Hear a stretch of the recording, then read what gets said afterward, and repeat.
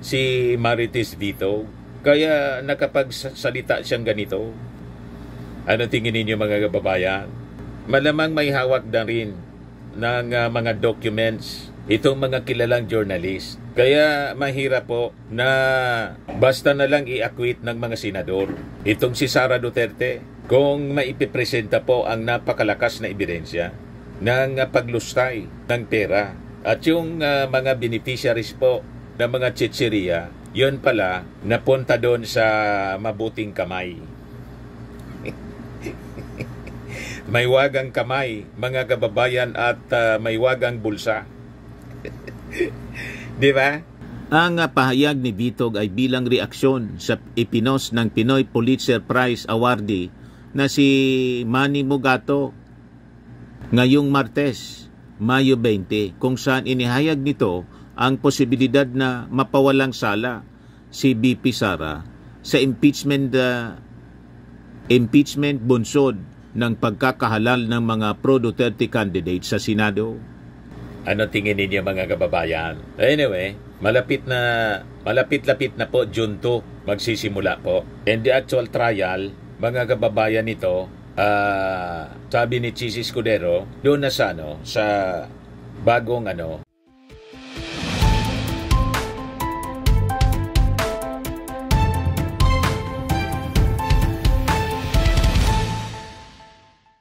Ito naman po yung bago naming product na binibenta online.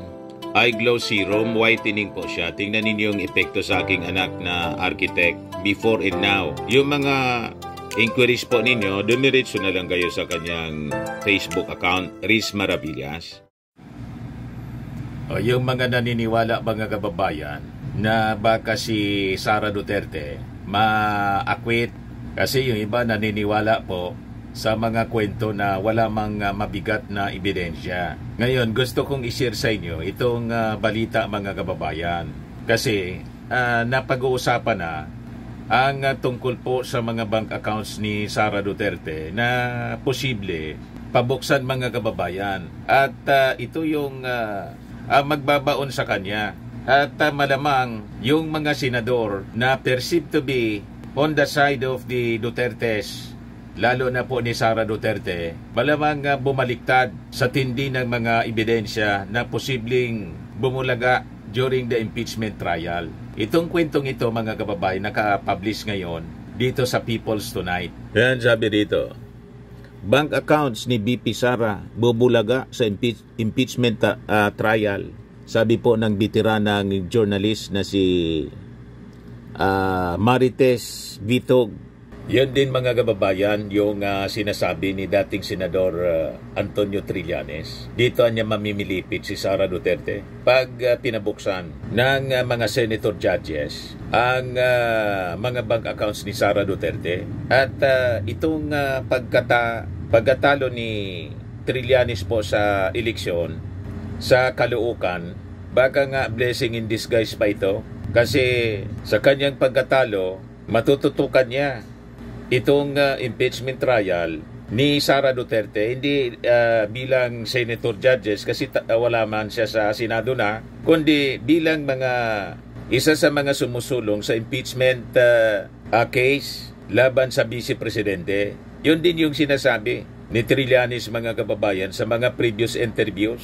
Kaya sabi ni Trillanes doon sa Quadcom hearing kung saan pumunta sa pagdinig mga kababayan si Digong. Yun niya yung rason kung bakit ayaw na ayaw ni Digong. Nang bablap lang niya na pabuksan niya yung kanyang bank account. Nang iporsige ni Trillanes, napikon si Digong.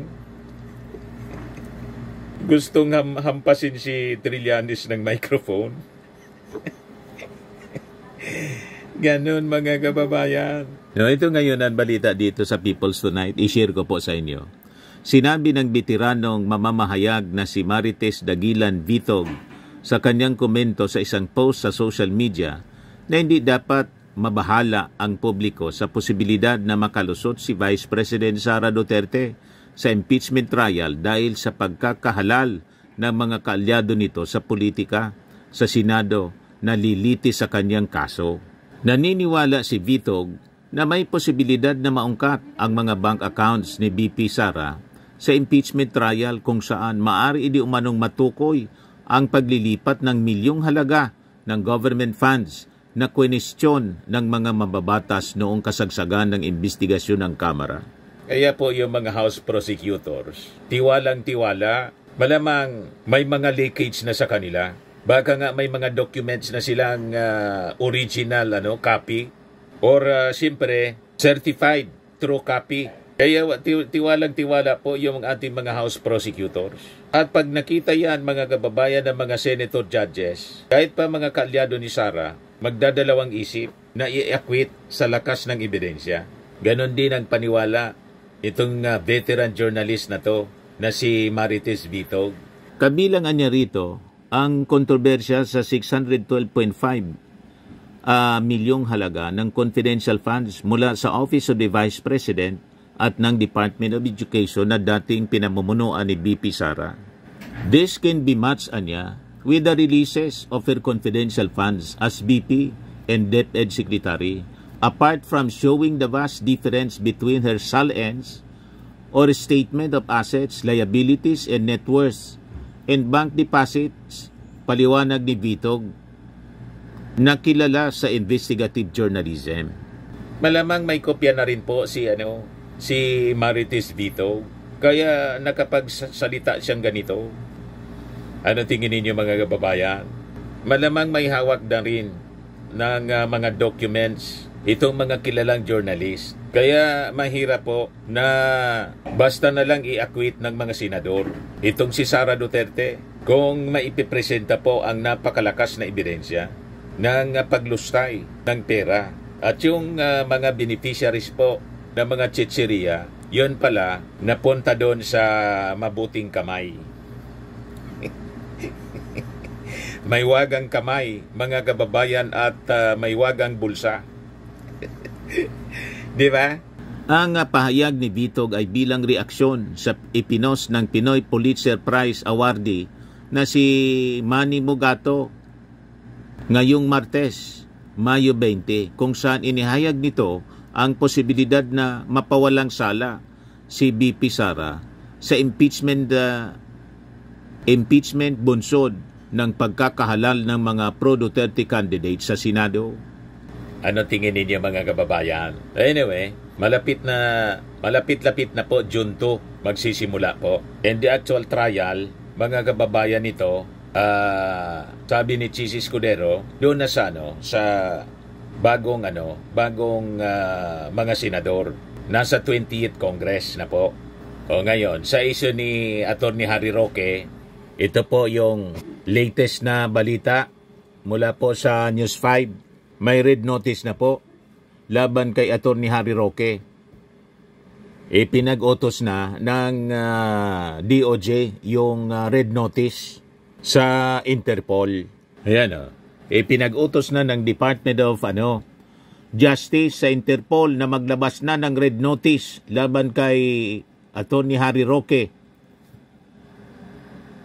Sabi po ni DOJ Yusek Nicolas T., inaasahan nilang mailalabas ang red notice sa lalong madaling panahon.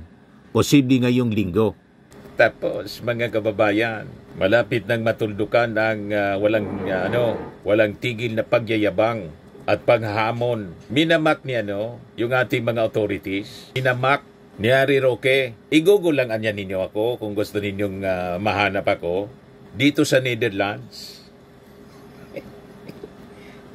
Kinakantsawan ba mga kababayan ni Atty. Harry Roque? Pero alam naman natin na itong mga pangangantsaw ni Atty. Harry Roque, cover man lang niya para hindi malata na grabe na yung stress niya. Pero sa totoo lang, kahit hindi siya magsalita, kitang-kita sa kanyang itsura yung stress. Nangayayat na po si Harry Roque. Hindi na siguro makakain. Ang ginagawa niya ngayon, tago ng tago. Pasasaat, matitrace din siya, mga kababayan ng Interpol. At masusukol siya ni General Nick Torre. Hindi lang masyado nagsasalita si General Torre. Pero umanda ka, Atty. Harry Roque, isang araw, magigising ka na lang, katabi mo na si General Torre. Mayawak ng warrant of arrest. Pusasan mo po, General Torre, para naman amanos sa kanyang mga masasamang mga pananalita, pang-iinsulto sa ating gobyerno. O ngayon, may isi-share pa ako sa inyong magandang balita. Kasi, di ba, laging sinasabi ng mga DDS na napakagaling ni Digong, lalo sa paglaban sa droga. Isa totoo lang po, hindi nga mga lati po sa war on drugs si Digong sa ating Pangulong Bongbong. Iyan po. PBBM admin, nakakumpiska po ng 43.8 billion pesos na halaga ng droga. As compared kay Digong, 14.3 billion pesos lang. You see, triple po ang halaga na nakumpiska ng Marcos administration. Napakalayo in terms of achievement. Sa war on drugs, mga kababayan, bloodless pa. Pwede pala, mga kababayan, na gawing bloodless at marami yung makumpiska sa mga raids na ginagawa ng ating mga authorities ng PNP. Walang AJK po. Ito ngayon yung report ng 1PH. Aabot sa 43.8 billion pesos ang nakumpiskang droga mula July 2022 hanggang May 17, 2025 sa ilalim ng Administrasyong Marcos ayon sa datos ng PNP. Mas mataas ito kumpara sa 14.3 billion na nasabat sa unang 3 taon ng Duterte administration. Triple po. Giit ng Pangulo, tutok noon sa malalaking sindikato, pero ngayon tila bumabalik ang bintahan sa kalsada. Utos niya na rin ang mga street level pushers. You see? Tinutukan talaga yung mga big time smugglers ng droga po ng Marcos administration. Yan ang sinabi ng ating Pangulo sa interview sa podcast ni Katunying. Pero ngayon pati yung mga street level pushers, babalikan namin. Di ba? Panalo pa rin, mga kababayan, yung kampanya. Bloodless pa. Yung kampanya ni Digong, madugo, mga kababayan, more than 30,000 yung namatay. Pero nakumpiska 14 billion lang po sa unang 3 taon. Whereas yung ating Pangulo, 43 billion. You see? Tapos sasabihin ninyo, mas magaling si Digong sa paglaban sa droga. Magaling po magkwento. Sige lang ang kwento. So ano kayo ngayon? Paya ngayon kayo mga paya na naman kayo mga DDS. Walang binatbat po yung previous administration pagdating sa mga achievements. That includes the fighting criminalities at yung war on drugs. Bloodless pa po.